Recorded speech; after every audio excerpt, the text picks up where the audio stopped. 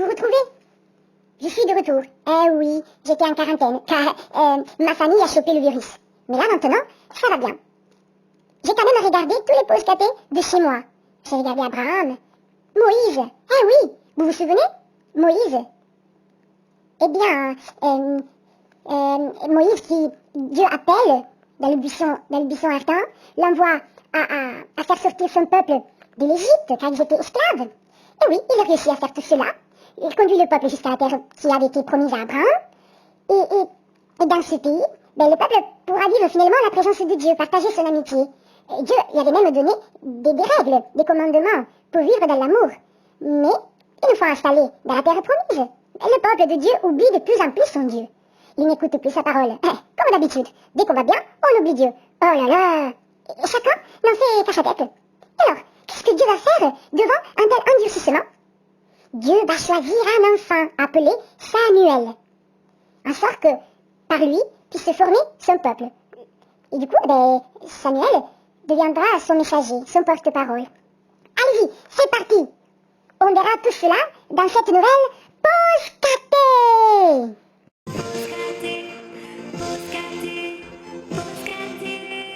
Salut les enfants et bienvenue pour cette nouvelle pause catée.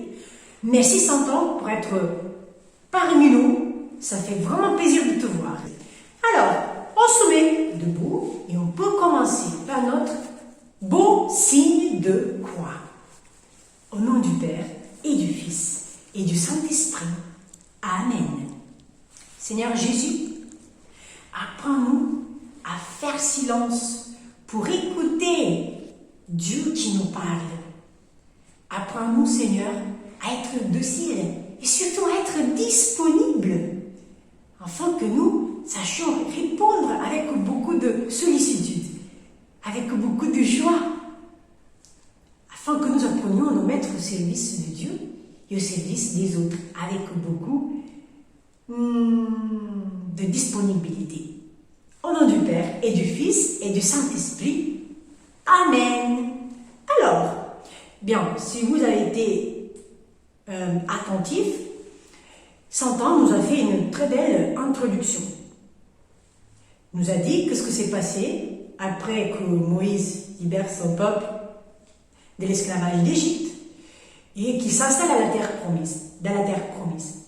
Eh bien, Dieu se fait entendre par un petit garçon. Mais qui est Samuel? Il est le fils de Anna et Elkanan. Alors, oui, du coup, je ne le connais pas. Oui. C'était Anna, c'était une femme juive que elle désirait énormément avoir un enfant. Vous savez, à l'époque, ne pas avoir un enfant, c'était vraiment une espèce de malédiction. Ça veut dire il le prenait vraiment comme si Dieu ne les aimait pas. Et du coup, ça, et en plus, un homme qui n'avait pas de descendant, eh bien, ça n'allait pas, quoi, ça n'allait pas. Du coup, cette femme, elle a imploré Dieu. Et un jour, pendant un pèlerinage vers la maison de Dieu, il faisait cette démarche spirituelle tous les ans. Alors, eh bien, elle rentre dans le temple et il commence à pleurer beaucoup en demandant à Dieu, s'il te plaît, épargne-moi la honte. Moi aussi, je vais pouvoir avoir cette grâce de la maternité. Et du coup, elle demande ça à Dieu et puis il dit, si j'aurai un enfant, je te promets qu'il te servira de tout son cœur. Dès qu'il sera un peu plus grand, je le porterai ici au temple et il te servira. Bien, le temps s'écoule et quelques années après, Anne a ce beau cadeau de Dieu, Samuel. Il y a plusieurs traductions. Samuel, ça peut dire Dieu me l'a donné, soit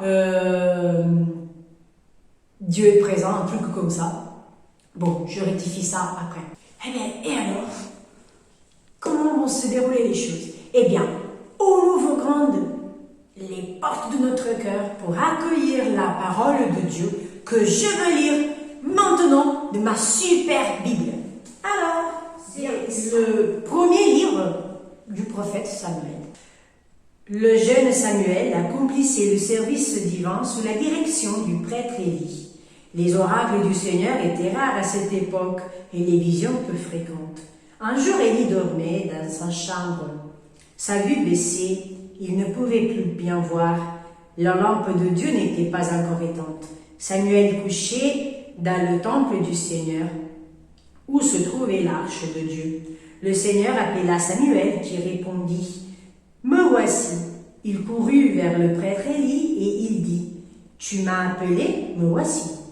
Élie répondit « Je ne t'ai pas appelé, retourne te coucher ». L'enfant alla se coucher. De nouveau, le Seigneur appela Samuel, et Samuel se leva. Il alla auprès d'Élie et il dit « Tu m'as appelé, me voici ». Élie répondit « Je ne t'ai pas appelé, mon fils, retourne te coucher ». Samuel ne connaissait pas encore le Seigneur, et la parole du Seigneur ne lui avait pas encore été révélée. Une troisième fois, le Seigneur appela Samuel.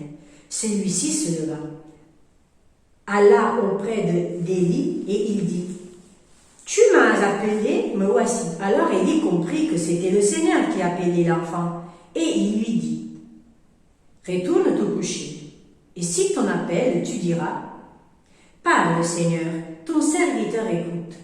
Samuel retourna se coucher. Le Seigneur vint se placer près de lui et il appela comme les autres fois « Samuel, Samuel ». Et Samuel répondit « Parle, ton serviteur écoute ». Samuel grandit. Le Seigneur était avec lui et aucune de ses paroles ne demeura sans effet. Tout Israël, depuis Dan jusqu'à Berseba, reconnut que Samuel était vraiment un prophète du Seigneur. Ouh. Alors, les enfants, avez-vous compris qu'est-ce que se passe? Déjà, vous avez entendu au début du texte que, à cette époque-là, les visions étaient rares. Les visions, qu'est-ce qu'il est écrit? Les oracles du Seigneur étaient rares. Ça veut dire que les hommes, ils étaient plus capables d'écouter à eux la voix de Dieu. On a vu que Dieu appelle Samuel. Samuel conquérait le cœur de Dieu, sûrement parce que son cœur d'enfant était ouvert, faisait confiance. Même si, comme on l'a entendu, il ne connaissait pas encore Dieu. Et ça nous encourage, si nous ne sommes pas très proches de Dieu, pas très ses amis, eh bien, Dieu, il parle à nous aussi. Ça suffit de faire silence, de se mettre à l'écoute de sa voix. Qu'est-ce que Élie apprend à Samuel? Quelque chose de très important. L'apprend à écouter. C'est une vertu, c'est une qualité de plus en plus rare dans notre société, car on est habitué à trop parler, à beaucoup parler, et on a du mal à se mettre à l'écoute des autres. Samuel met en pratique ce que Élie lui apprend. Et dès qu'il entend encore une fois la voix de Dieu lui dit « Parle Seigneur, ton serviteur écoute. Ton serviteur écoute. » Et depuis ce moment-là, Dieu tient Samuel pour son prophète. Voilà, Samuel sera prophète de Dieu. Il sera le porte-parole de Dieu. Il parlera au nom de Dieu. Tous les fois qu'il y aura quelque chose qui ne va pas bien, tous les fois que le peuple s'éloignera de Dieu, mais Samuel ira corriger, exhorter, appeler à l'ordre, chercher à ramener vers Dieu. Oh là là, quelle tâche. Eh bien, les enfants, pour nous aujourd'hui, déjà, s'il y a des mamans avec vous qui suivent la pause caté, donnez importance à votre prière. La prière d'une maman est puissante près de Dieu. Regardez cette femme, elle a pleuré tous les larmes de son cœur pour avoir un enfant et puis a su le consacrer, le remettre dans les mains de Dieu. Regardez Sainte Monique, etc. La prière d'une maman est très entendue près de Dieu. Priez pour vos enfants, priez pour vos familles. Une femme sainte sanctifie sa maison. Et revenons à nous les enfants. Pour nous, pour vous, ne laisse pas que les occupations de la journée t'empêchent d'aller vers Dieu. Je te lance un défi. Au moins pour une semaine, mais tu peux continuer pour toute ta vie. Fais 3 minutes de silence.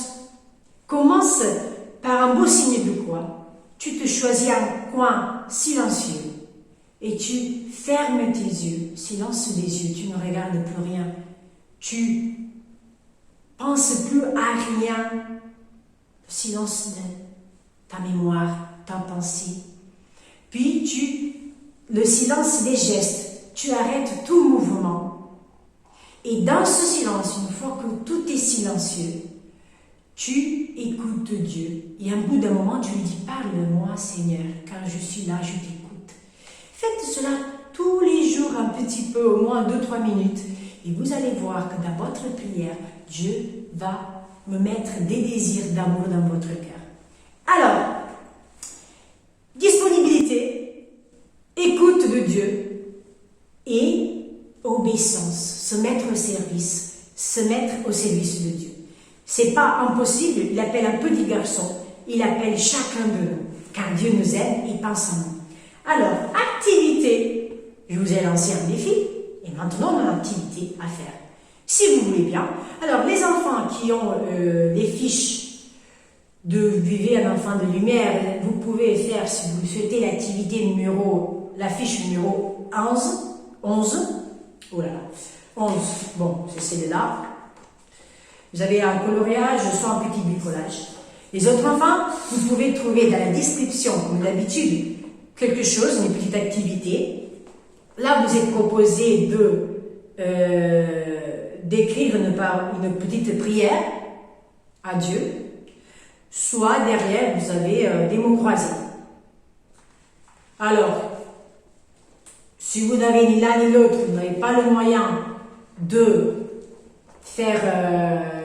imprimer cela, mais ce n'est pas grave, vous pouvez faire un dessin de Samuel, écrire par le Seigneur, ton serviteur t'écoute, soit écrire la prière sur votre cahier de cadet. Alors, j'espère de n'avoir rien oublié, mais si j'oublie quelque chose, bon, c'est peut-être le moins grave. Retenez que Dieu vous aime, qu'il appelait Samuel, il appelle chacun de nous, que nous tous pouvons faire quelque chose pour lui. Écoutons-le, ouvrons-lui grandes les portes de notre cœur. Si vous n'avez pas vu les pauses cathées précédentes, je vous invite à regarder les vidéos sur Abraham, sur Moïse, pour comprendre comment plus ou moins arriver jusqu'à Samuel. Ça vous aidera aussi pour la suite. On va publier tous les mardis matin une nouvelle vidéo. Du coup, courez l'après-midi, soit le mercredi, à regarder cette belle pause cathée pour grandir dans la foi. Au nom du Père et du Fils et du Saint-Esprit. Merci Seigneur, car tu penses à nous.